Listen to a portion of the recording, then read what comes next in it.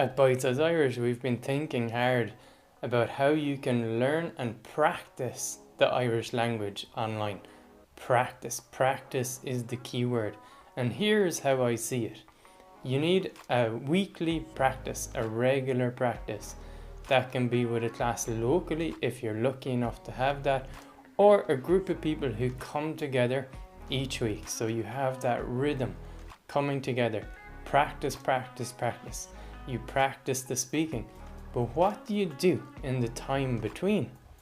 I think that part is when you go dark, you go deep, and you do your own clachta, your own practice.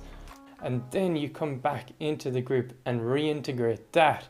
And in the group, you're practicing everything that you've been learning during the week and really putting yourself to the test as well to speak Gaeilge os ard, Gaeilge out loud. And then you come back into the group and reintegrate that.